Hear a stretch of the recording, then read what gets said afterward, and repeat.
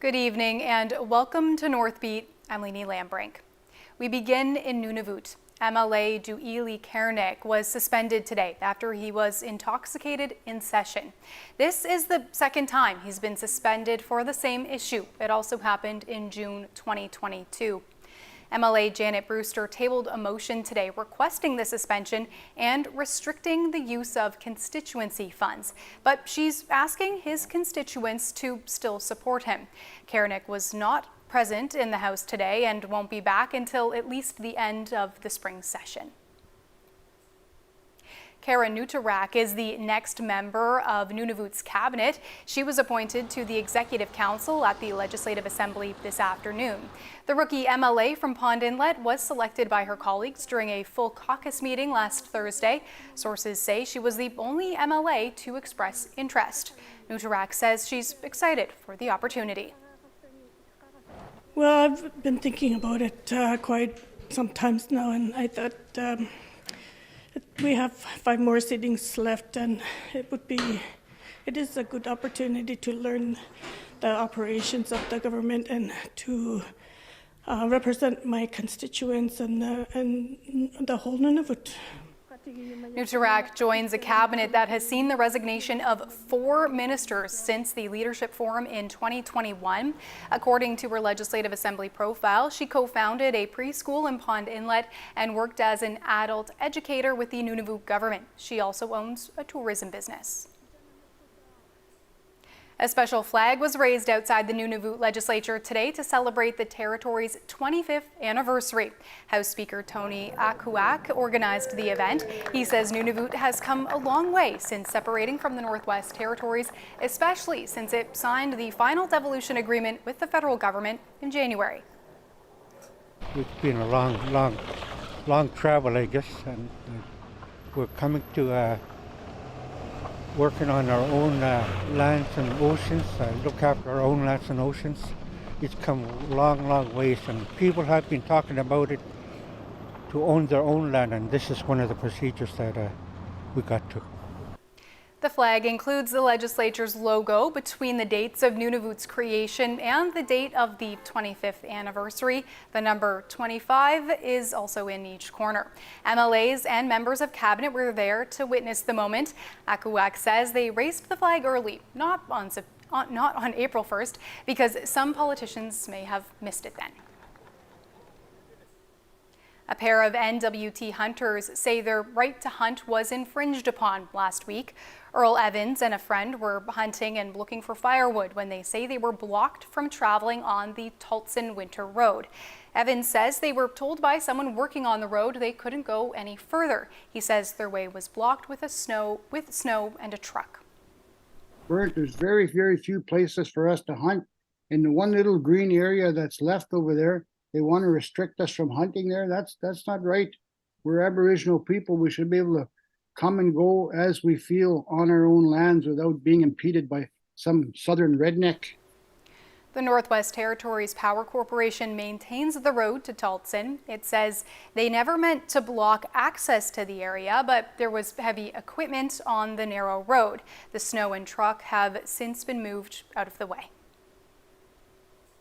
Yellowknife's dump is expected to grow in the next few years. The plan is to build a new landfill cell. That's a basin-type structure in the ground lined with plastic, and it's used to contain garbage. Yellowknife's Director of Public Works and Engineering says the current cell has space for 2 to 4 more years of garbage. So we're looking at a bit bigger cells. The last 2 cells that we've built were technically between 5 and 7 year cells. So I'm hoping that the next cell will probably be anywhere between a 10 to 12 year cell. The project is expected to cost $6.7 million. At least one Yellowknifer is critical of the dump getting bigger and bigger. He says the city should take salvaging seriously as a way to divert material. Good stuff shouldn't end up in the dump. It should be salvaged, used, or sold. Because I don't know if you've ever been out to the dump, but the stuff you see getting thrown out is often expensive, perfectly usable things that people could use. The city expects the new landfill cell to be built in the next 2 or 3 years. The Yukon government has unveiled a new online booking system for campgrounds in the territory. Campers can start booking their trip as early as this week. Backcountry reservations will be available starting Wednesday. Reservations for campgrounds accessible by road will be available as of April 10th. Over $200,000 has been allocated for the pilot project over the next 2 years. You heard in the announcement about the front country campgrounds, which are being brought online for the first time, a blended system of first come, first serve, and 50% of the campsites at these campgrounds, Pine Lake, Marsh Lake, Wolf Creek, and Tombstone Mountain, will be available to reserve as of April 10th. The backcountry campgrounds at Tombstone Territorial Park have long been available by reservation only, and they are Grizzly Lake, Divide Lake, and Talus Lake. The government says it will assess the effectiveness of the new system over the coming seasons. It'll look at the number of campers and how many times people don't have a permit and enforcement is needed. Camping season for the Yukon officially begins on May 3rd. A well-known northern politician, broadcaster, and musician has passed away. Wally Furth died over the weekend. He was one of the first Indigenous broadcasters here at CBC North. He was also a fiddle player and one of the first Indigenous members of Parliament from the North. He served as the NDP MP in the 70s. Liberal MP Michael McLoud holds that seat now, and he joins us to talk about Wally's life and legacy. Michael, can you start off by describing what your relationship with Wally was like? Well, Wally is a cousin of mine. My dad and Wally were first cousins, so that makes me third or second or cousins that we didn't get to see each other often. Wally grew up in the northern part of the territories around Fort McPherson, and of course we grew up in Fort Providence, but we got to know Wally very well over the years, as he used to come and visit us in Fort Providence, sometimes in his travels as a politician and campaigning. I remember him talking long hours with my father, talking about many different things. As Wally had a lot of experiences in many areas. He was a pilot, and he was a fur trader, and my dad also bought furs. So they talked about furs, they talked about trapping, they talked about our family history. My dad was always very keen to hear what was going on in the northern part of the territories. We have lots of relatives there. And they talked quite a bit about current events. I know that you were young at the time that he would come around in that political capacity, but I wonder what do you remember of his character? What was he like as a person? Wally, I had opportunity to talk to Wally as an adult after I got older, and Wally could speak on almost any issue. He was a very humble person, and he was a very easy guy to talk to. Wally probably could have worked a lot longer, but he wasn't well. He had diabetes for many years. I remember him calling. He was going to retire in Fort McPherson, and then he called again. He was going to change his mind. He was going to retire in Whitehorse. And then he called. He had finally found a place that suited him and his needs in Victoria, and that's where he settled until he passed recently. And in your view, what were some of the biggest accomplishments of his life? Well, Wally was a person that cared very much about the North and the state of the smaller communities. Wally came from a smaller community, and the level of poverty that we're experiencing, the injustice that happened to the Indigenous people were high on his agenda, and that's what he spent a lot of his time trying to, rectify those situations. Are there any special memories or stories that you're hanging on to about Wally right now in this kind of period of mourning? Well, one thing everybody that knew Wally will agree on is that Wally loved music. Country music was his favorite, but fiddle music was something that he was really enjoyed.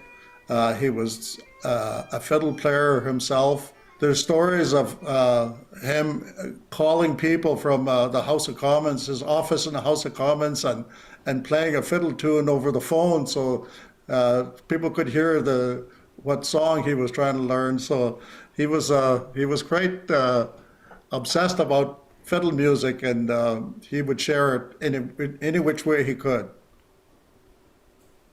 That is a great memory to hang on to, and we're actually going to listen to some of his music in a moment. Thank you so much, Michael, for joining us to talk about your relative, Wally. Thank you for talking to me.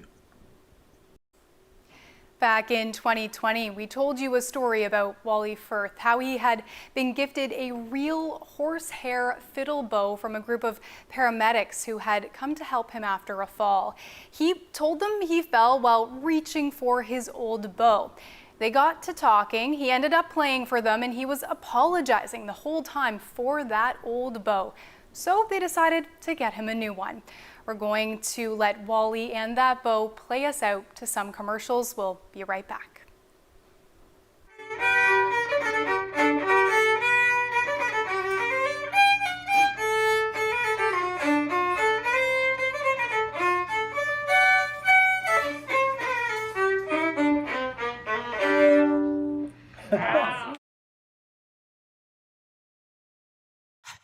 $1940 50 شهرين ورق اللي كلا وقتهم كم مقتول ولا كلا وعم بلا تقتالو وما وكلا على أقسم وقتنا كيف اللقاق بلا تقتال وما بلا تاشي ما نقسم ويجلق تاولو أقسم جمع.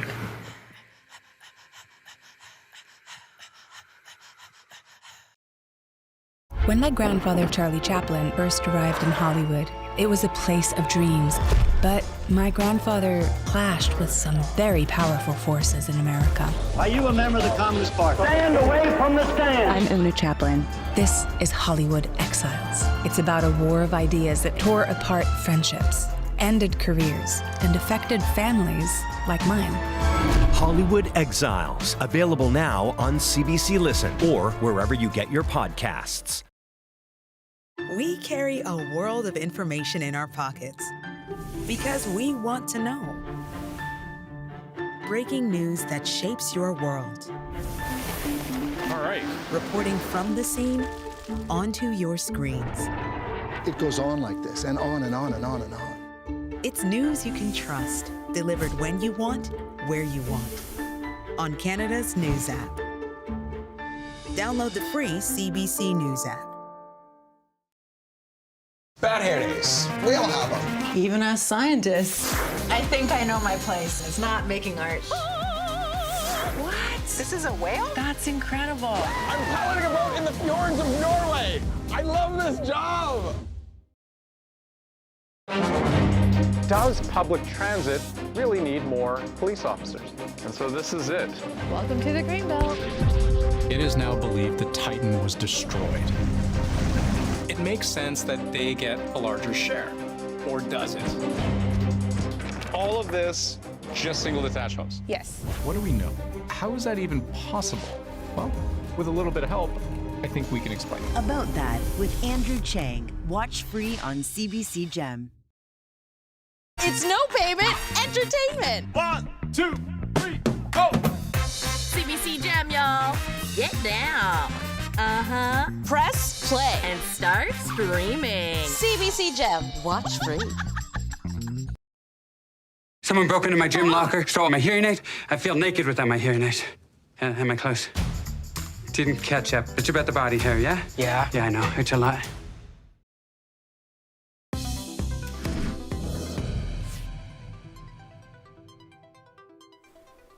An upset today at the Canadian Men's Curling Championships, all thanks to the NWT's Jamie Cooey.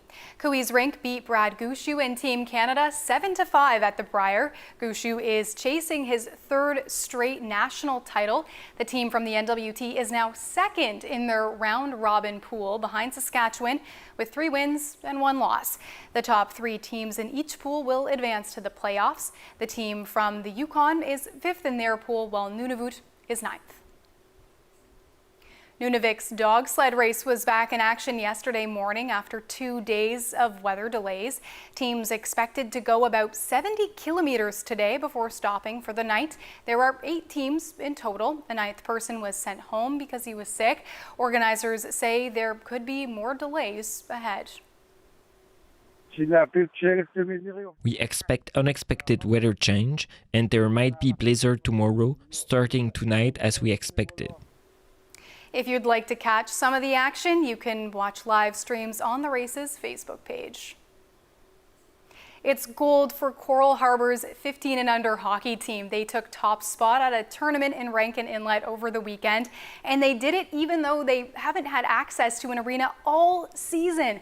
Not only did the boys take the championship, they managed to do it undefeated. And practice time wasn't the only challenge the team had to overcome. Weather delays meant players hit the ice right after their plane landed. Obviously, having no rink quite concerning for some of the youth or the whole community. You know, hockey, like it plays a huge part in our mental health and our lives here. We're very serious about hockey, and it just felt amazing to see, you know, hard work paying off. Without access to a hockey rink, E. Mictot says the team got ready by practicing in the school gym and working out in the weight room. 3 of the 15 players on Coral Harbour's team will represent Nunavut at the Arctic Winter Games in Alaska. Those games are coming up fast. They start on Sunday. AWG teams in all 3 territories are getting details in place. One Yukon team is working on a big one, the heartbeat of the Dene Games. Cheryl Kawaja brings us the story. With the Arctic Winter Games just around the corner, these youth will join 2,000 delegates from the circumpolar region very soon. This crew is the Yukon's traditional Dene Games team. We got this. Yeah, we're having fun. For the first time ever, a very special undertaking in preparation for the Games. They are creating their own drums. So last year, our drums ended up going missing. I was on maternity leave, so I'm not sure exactly what happened. And so we wanted to do something for the team, so they had drums. Drums are an integral part of Dene hand games. Players hide an object in one of their hands. The other team's captain has to guess which hand it's in. Surrounded by drumming, it's high energy. With the clock ticking, 2 drum-making instructors carved out time to help Yukon's team. It's always great to see kids get back into culture or put a drum in their hand or get excited about being a part of making drums. This is my first time making hand game drums, so I'm going to be pretty excited to not borrow from someone else. For the, especially to own your own drum, has more meaning and more like honorable, kind of sacred thing to hold on to, because it's not just a drum. It came from an animal, and so with that we have to make sure we give it respect throughout and each and every time we use it, and make sure it's properly used throughout the years. They'll spend about 25 hours altogether creating their new drums, a chance to bond as a team. Then, within days, they'll be on a plane heading to Alaska to compete against youth from as far away as Greenland and Scandinavia. Cheryl Kawaja, CBC News, Whitehorse. After a 1-year break, Inuvik's Great Northern Arts Festival is back on track. Artists from all 3 territories will be featured from July 10th to 15th. The beloved festival was forced to cancel last year because it didn't have enough staff. This year's theme is Ashes to Arts, a tribute to the NWT and those who faced last summer's devastating wildfires. 3 weeks of filming has wrapped up on Northern Tales. It's the latest project from Yukon's Shot in the Dark Productions, in which puppets educate viewers about the boreal forest. The CBC's George Moratis has more. Biggest squirrel, scene 13, Brontosaurus, pick one. Puppets have taken over the former convention center in Whitehorse. In total, there are 22 of them. They are the stars of Northern Tales, a new production from Yukon producer Kelly Milner. Okay, on Kelly's mark. And it's a bit of a mockumentary. It's all about science and nature and the boreal forest. And it's essentially if a team of ground squirrels were making BBC Planet Earth. So it's very silly. There's lots of crazy antics, but there is science. This is educational. I think that puppets are fun, and I think they're very relatable. I'm old school, maybe, but puppets were so important to me growing up. Like, I love that these puppets, you can see the rods or the seams on their arms or whatever, but at the same time, they're also really compelling. So I love puppets. This is crunch time for the production. After months of writing, tweaking, and training, now the series is being shot. Helping lead the crew and cast of Yukoners is Ali Eisner. They've worked in children's television for more than 30 years and have been playing with puppets since they could. I wanted to work for Jim Henson Company since I was about 5. And now I work for them, which is amazing. So I've been on Fraggle Rock for a bunch of seasons. And but when I was 5 years old, I was making everything around me talk. So napkins, socks, just inanimate objects, toaster ovens. And my parents bought me my first puppet when I was 5. They bought me an Ernie puppet. So everything kind of took off from there. Either of the two. Okay. Alex Chan is the show's director of photography. He is one of 60 on the crew made up mostly of Yukoners. Yeah, it's pretty wild. Like, usually when we get something of this size, it's from out of town productions coming in, but this is like all homegrown and pretty proud of it. The star of Northern Tales is Moira Sauer. A professional actor, she's also studied puppeteering in New York.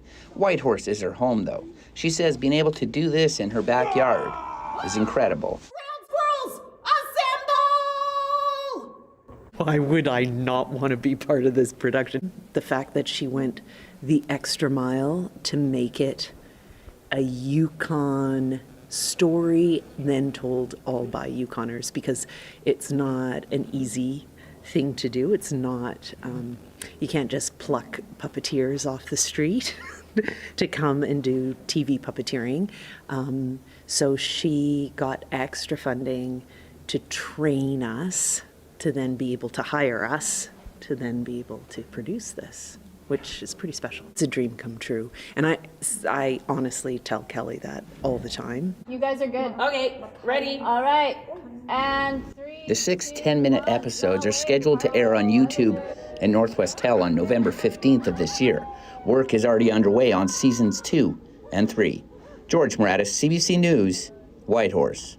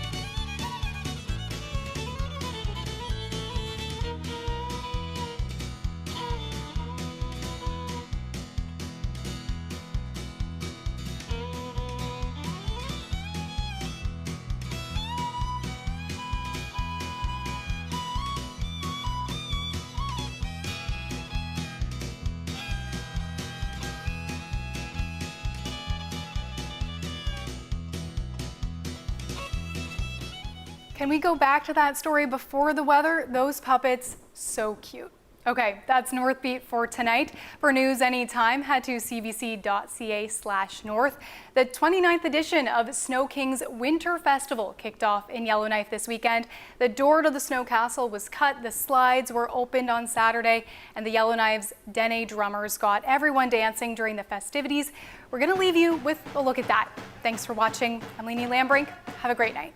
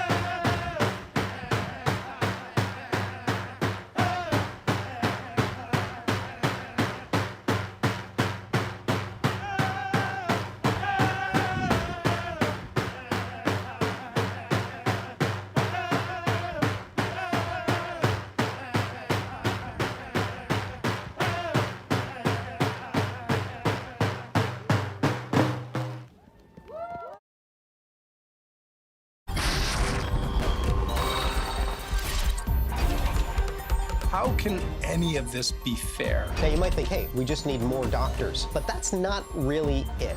A Russian scheme here shows you where it starts, where it ends. Were you really willing to risk that job? Yes. At Thunder Bay's favorite festival, Wake the Giant. Ta-da! There it is.